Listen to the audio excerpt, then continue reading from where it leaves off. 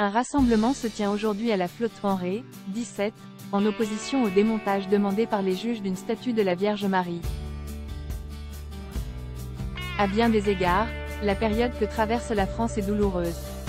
Confrontée à une succession de crises intérieures et extérieures, désormais presque résignée à renoncer à son ancien statut de « grande puissance », notre pays est, par-dessus le marché, progressivement dépossédé d'une identité dans laquelle il pourrait, pourtant, puiser toute la force vitale nécessaire à sa renaissance.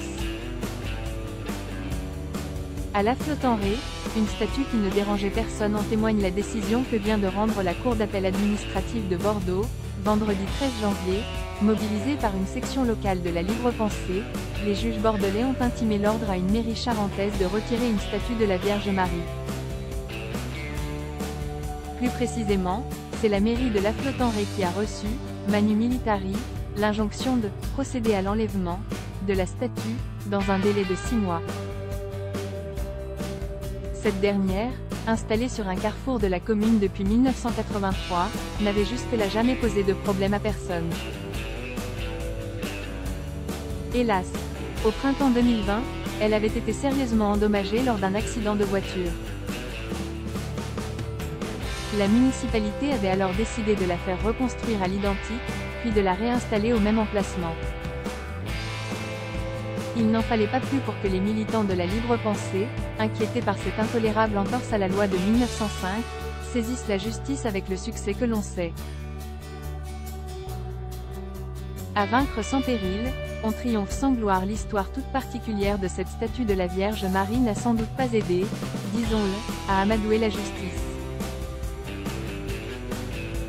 L'œuvre avait été commandée par une famille locale à la fin de la Seconde Guerre mondiale, soulagée de voir revenir sain et sauf un père et son fils. Cette intime relation entre la dévotion catholique et l'amour de la France ne pouvait que déplaire. Souvenons-nous de la lecture, par Emmanuel Macron en 2019, d'une lettre qu'Henri Ferté écrivit à ses parents à la veille de son exécution, en 1943.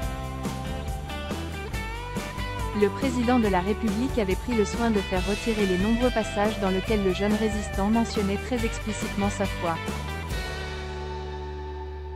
Le sort de la statue de la Flotte-en-Ré n'a donc jamais fait le moindre doute. Victorieuse sans péril, la Libre Pensée peut triompher sans gloire. Ce n'est pas une première. Il y a bientôt un an au Sables-d'Olonne, sa section vendéenne avait obtenu de la justice qu'elle ordonne le déboulonnement d'une statue de Saint-Michel. Cette dernière, il est vrai, est fort indigne installée devant le parvis de l'église Saint-Michel, elle-même sise au cœur du quartier Saint-Michel.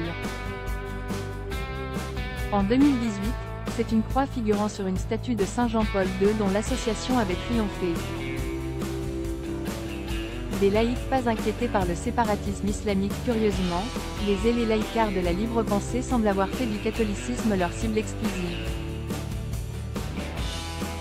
En tout cas, ils se montrent beaucoup moins regardants lorsqu'il s'agit de l'islam.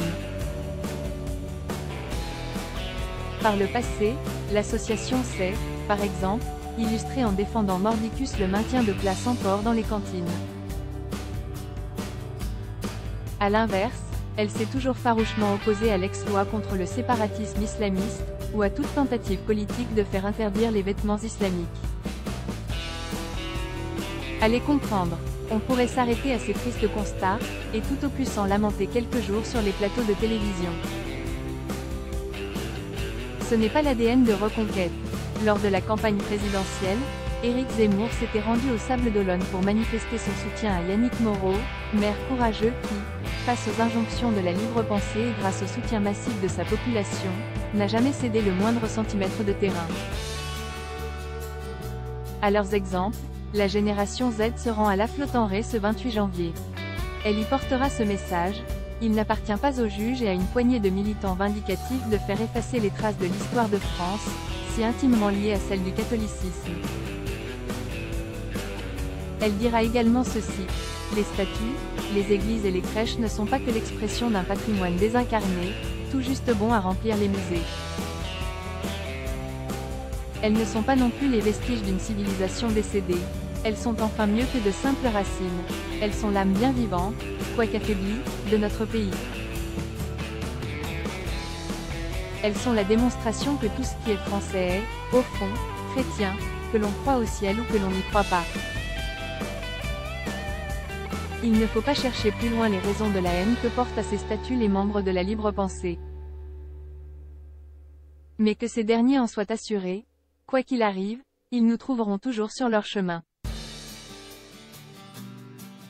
À lire aussi. Du même auteur abonné non, Monsieur Sarkozy, Éric Zemmour n'a pas une tête de rat. Éric Zemmour, le faux pas qui lui a fait manquer la dernière marche à la recherche d'Éric Zemmour.